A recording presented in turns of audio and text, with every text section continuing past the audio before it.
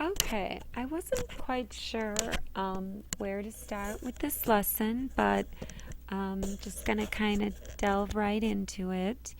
And this was the question that we were working on was number 2 here. And it says that a shipment of 30 USB drives contains 5 that are defective. Okay, and it says that a sample of 10 of the drives is taken. So that's our trial, the number 10, and we'd also call that n in the probability distribution. So even though it may not seem like a trial, it's considered a trial because we're going to have 10 spaces and we're going to be putting exactly one defective drive arranged in those 10 spaces. So it's kind of strange, but um, that is going to be our n. So 5 of them are defective. So right off the bat, the 5 and the 30, the only um, the only reason why you need those two numbers is because you have to get your individual probability. So your individual probability, they usually just call it your P. That's going to equal 5 out of 30. So that's just some independent probability. It's individual, and that just reduces to 1/6. So that's the probability of something being defective. That's kind of what we're looking for in this problem. And so they ask you now find the probability that this sample contains. So they want to know what's the probability of having exactly one defective USB drive. So they're going to take a sample of 10 out of the 30, and out of those 10, they want to know what is the probability of having just one defective drive out of those 10 that we pulled. So, so I'm just going to start in with A. Actually, I also have it on a Word document, but you know what? I think what I'll do is um, there were some. The lesson that I gave you is quite extensive. Here's 2, and oh, let's see. Oh, you know what?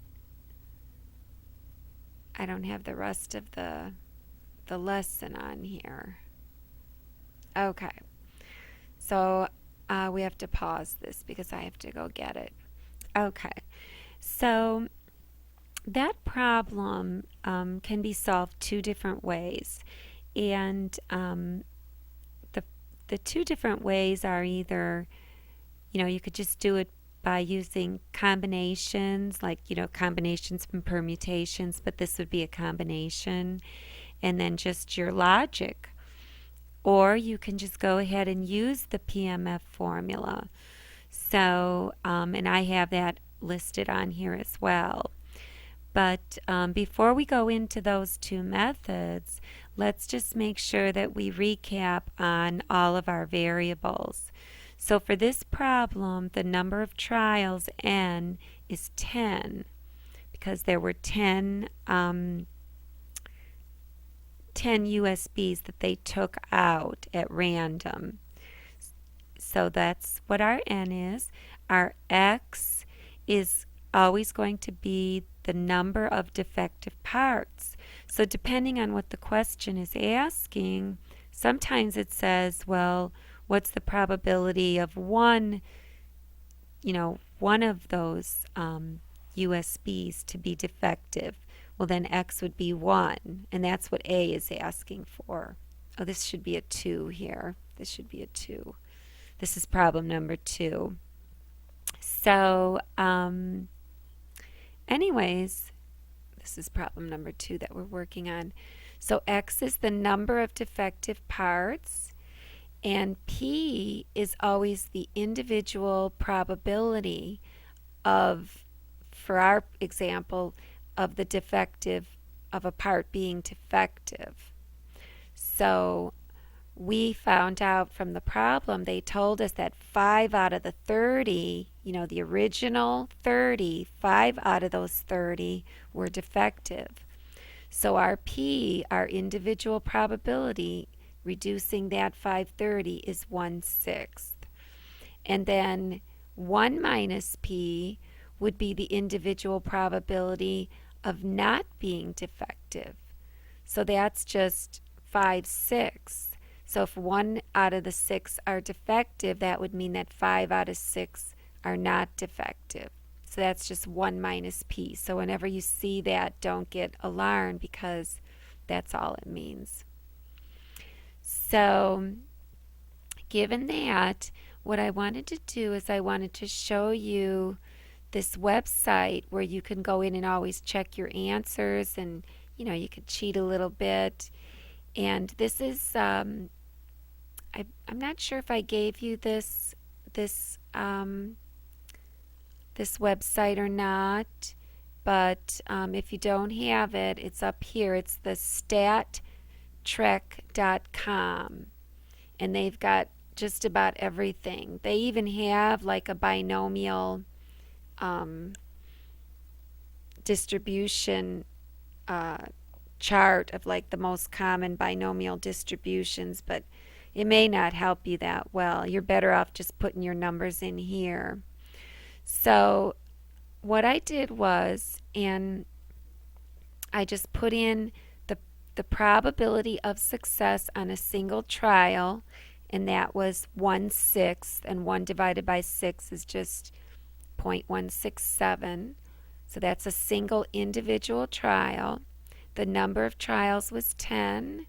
The number of successes in 2A, they're saying what is the probability of having one defective part when you pull it out of the 10, or when you pull 10 USBs, what's the probability of having one of those 10 be defective?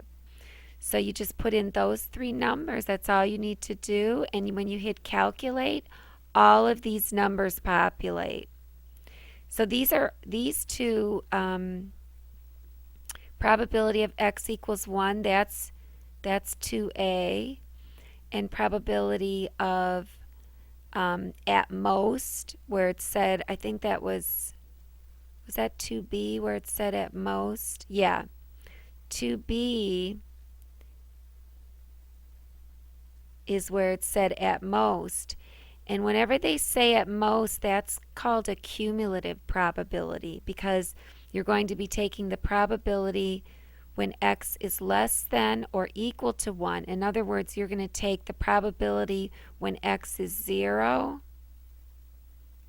plus the probability when X, I should have had X here, X is 0, and when X is 1. So it's going to be, that's why they call it cumulative. Oh, I just messed everything up. Sorry about that. That's why they call it cumulative, because it adds up, a bunch of probabilities together. It accumulates the probabilities and you add them. And it's not that simple as just X equals 1. Actually, you have to use the PMF formula on each of these. So you apply the PMF formula when X equals 0, then you apply the PMF formula when X equals 1, and then you add those two numbers that you come up with. So it's really not that hard. But here's all your answers here. So your answer to 2B was this one, is 0.48. The answer to 2A, this is an A, is 0.32 when X equals 1. probability of just one being defective, probability of at most one being defective. So now that you've seen this website and you've seen all that it can do, this website also has a very, very, really great discussion here. It's nice and short. It's a summary of what everything means. I was going to go over it with you, but I might do that at the end. I just want to get to the nitty gritty of the problem. And I actually copied and pasted all of this all the way down to the end. And it's on your lesson that I'm attaching. So you'll have it always. The other one that I wanted to show you was, and I'll be attaching this. This is, let me erase all of this. This is a file, and it talks all about cumulative binomial probabilities. And, you know, that's the one where it's at most, some number at most, and it gives you some really great examples. These two examples here are perfect. The first example is when x equals a number, and the second example is an at most example. And it explains everything. So I'll be attaching that too. And then there's lots more examples. So you can really get lost in this, but I'm just attaching it so that you have it. So, so let's get back to the problem and let's solve it now the long way, now that you know the answer. Okay. Actually, I can just do it from here so I don't mess it up. So I have it in a PDF and a Word document. So we're going to first do A, the probability that it's exactly one defective USB. There's your PMF function. We'll get to that in a minute. We're actually, it's interesting, well, I'm not going to say now because I don't want to confuse you. So, whoops. Okay. Okay. So and this says a 1 here. I thought I changed it to a 2. Sorry about that. That should be 2. Okay. So the first way we're going to solve it is by combinations and logic. And this is kind of like what we were talking about before with the combinations. So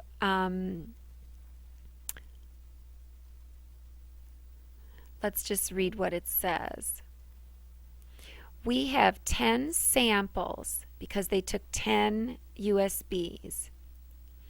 So we have 10 samples or 10 spaces. So here's your 10 spaces. And we want to arrange one defective USB into those 10 spaces. Well, that's easy. I mean, if there were 2 defective USB, then it would be, you know, one here, one here, one here, one there. It would be a little bit more complicated. But this is just how can we arrange one defective USB into those 10 spaces? In other words, how many possible outcomes or locations can there be to place one defective USB into 10 spaces? One defective USB into 10 spaces. Well, that's just a combination. So this, you know, this is one way of writing combinations. This is another way.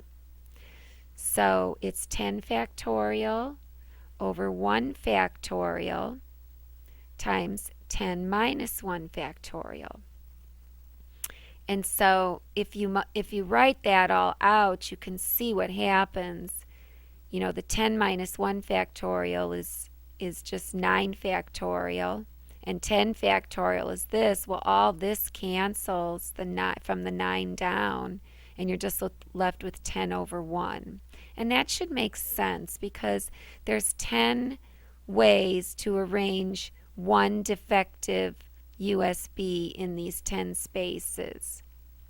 So that's all fine, and that's great. We know that there's 10 ways. We got to use this number 10 now to multiply it by our individual probabilities down here. So there are 10 possible locations or ways to place one defective USB into those 10 spaces. Now we have to state our individual probability P. We already stated it, but we're going to use it. The probability that each one of those spaces, the probability that each one of these spaces could be defective is 1/6. So that's the theory. This is a really important statement right here. That's kind of the theory behind everything, really. So the 10 has nothing to do with the probability. The 10 is just how are we going to arrange those defective ones. The P is the actual individual probability. So P is 1/6. So let's scroll down. Oops.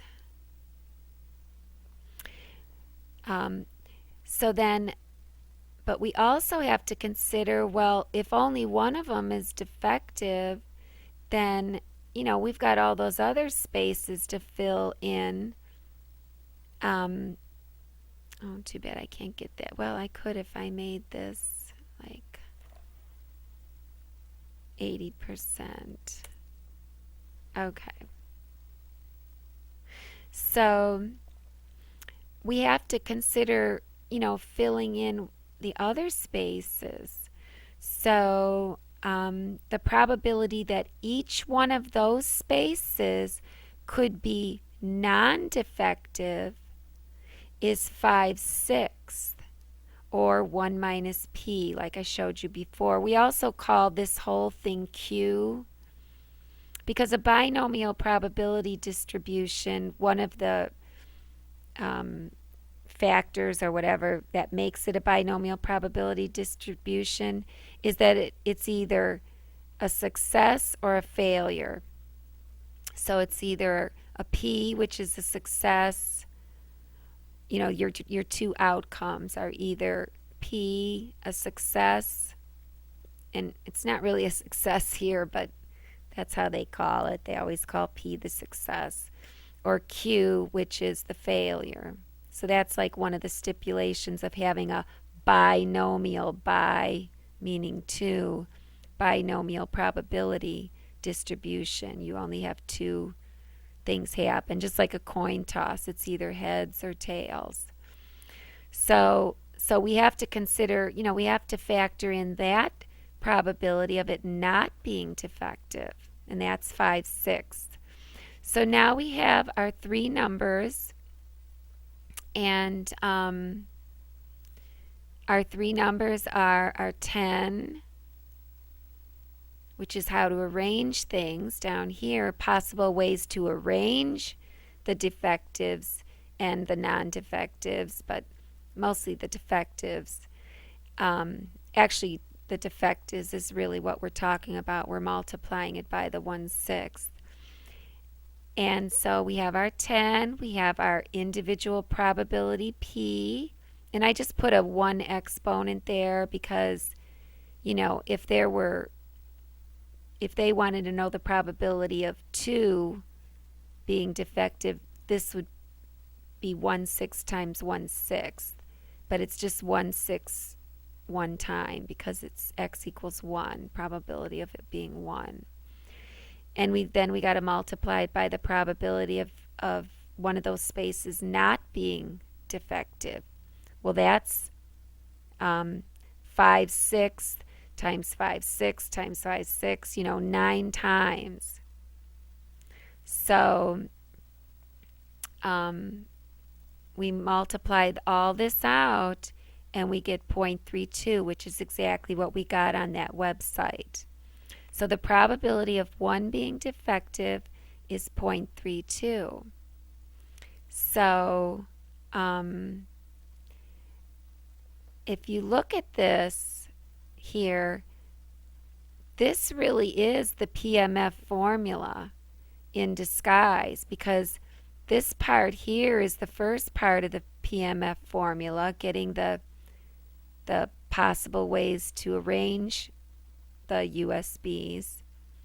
And then this here is the second, the second and third part of the PMF formula. So really, we just logically figured out the PMF formula. So now let's just go for the second method and just use the darn formula and, make life easy. But you kind of do want to see the logic behind it. So let's go to the PMF method. Whoops. Okay. So the PMF method, and they always write it like this. The PMF, or I always even forget what that stands for. The function, what it is it's a function of x, and such that we have the value of n and the value of p. So it's actually a function of whatever we get down here. Our answer is a function of all three of these variables. So that's why they put all three of them in here. The x, of course, has the semicolon because in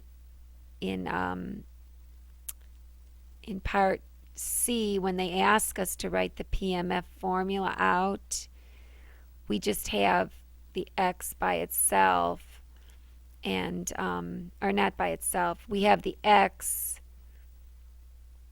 Well, you'll see. We don't put 1 here. Like we when they ask for the formula, you leave the x as x. You could fill in these two values like we did down here.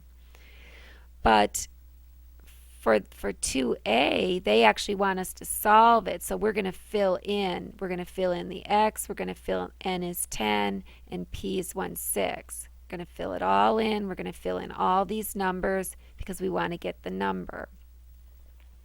So, so here's the formula. Like I said, this is the beginning. This is the first part. This is the second part. And then here's the third part of what we did up at the top. So it's just n factorial over x factorial, which is 1. N is 10 over n minus x. 10 minus 1, because, x is 1. And our probability, our individual probability, is 1/6. 1 is our exponent on x. And that's what I had up there too. I had the 1/6 to the first power. And then it's times 1 minus p. That's the probability of it not being defective. Or q. You'll see it as q sometimes. And that's 5/6 to the n minus x to the 10 minus 1. So to the 9th power. You could see these two exponents here, the 9 and the 1, they have to add up to our number of trials, our 10. Because you have to, if we were to multiply this out, it would be 5/6 times 5/6 times 5/6, 9 times, because we have to account for each one of those spaces. Each space has a 5/6 probability of being non-defective. Not each space, but 9 of them do at least, because 9 of them are going to be non-defective and 9 of them are going to be or 1 of them is going to be defective. So anyways, we multiply that out and voila, we get 0.32 again. And I put here, so it's really the same formula that we logically figured out on the first page. So that's number 2a. And then number 2b is the one that I showed you. It was the cumulative one. So we're going to use the PMF formula for this because it's just easier. So, and with the cumulative binomial distribution, or binomial probabilities, you'll always see the word at most, or I think even at least, but I'm not sure. I don't want to speak too soon about that. You might want to read on that handout that I gave you, this one here. You might want to read on that. I think it does tell you in there. So, anyways, at most involves a cumulative binomial probability. We add the probabilities. So you can kind of, um, you know, at and add almost sound like the same word. So maybe that'll help you kind of remember that you add them.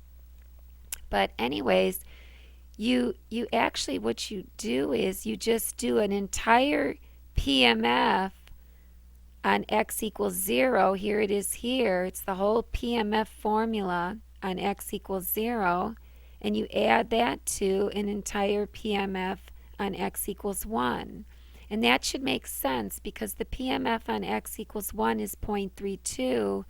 And the PMF on x equals 0, that means you're getting, no defectives because they're saying at most 1. At most 1. So the PMF on x equals 0 is really a small probability, and when you add it to this PMF, you get a little bit larger PMF. So that should make sense.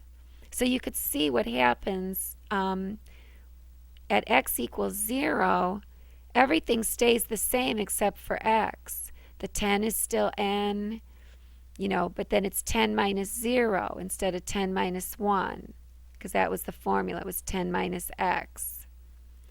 So, and then it's 1/6 to the 0 power, because this is our x. And then it's 5/6 to the 10th power, because this was n minus x, right? Yeah, 10 minus 0, which is 10. That's an n.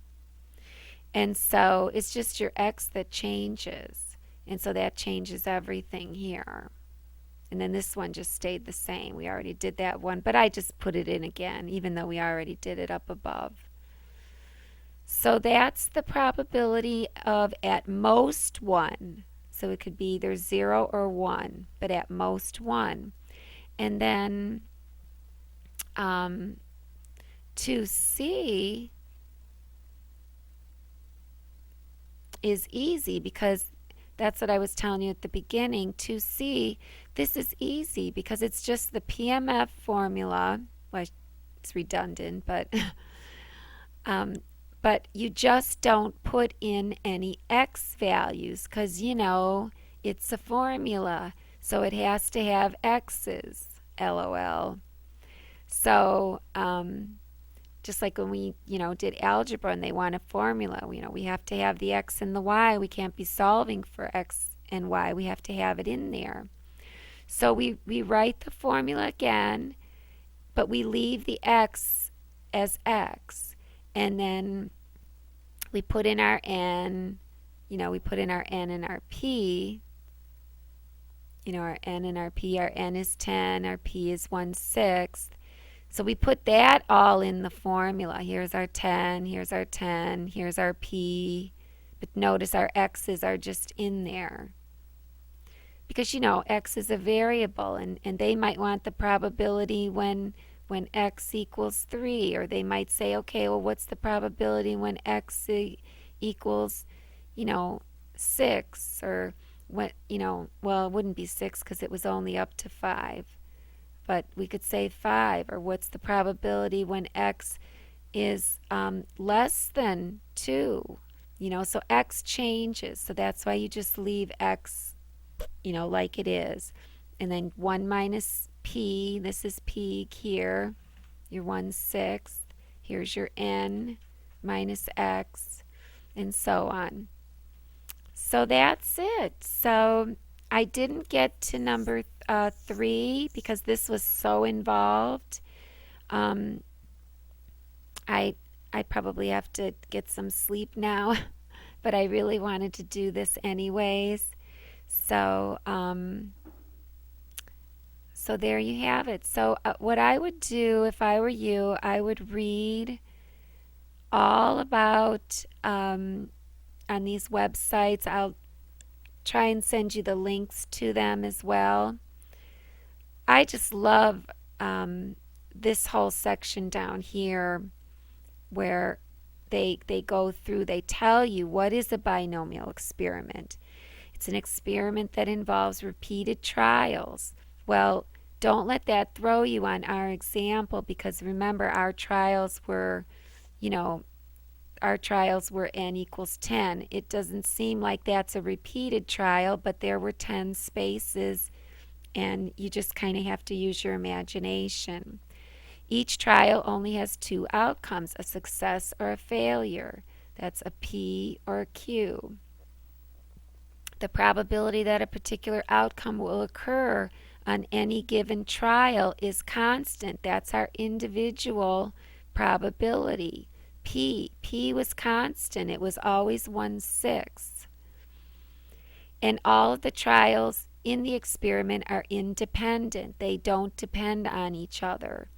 Like a coin toss, it doesn't, each time you toss it, it doesn't, it doesn't depend, the second toss doesn't depend on what the first toss was. It's either heads or tails. And so the same thing here. If you pull 10 USBs out, you know, it it's nothing depends on each other. Like, even if you look at each of the 10 spaces individually, they're not dependent on each other. This is all just because we have an individual constant probability of 1/6. So that's what a binomial experiment has to be. And if you have all of these factors, then you know that you can use a binomial probability table to find these values if you didn't want to calculate them. Or you could use that binomial calculator that we just used on the website. This you could go ahead and use this calculator here. If you have all those factors are true for your experiment, then you definitely have a binomial probability distribution, and you can go ahead and use this to check your work.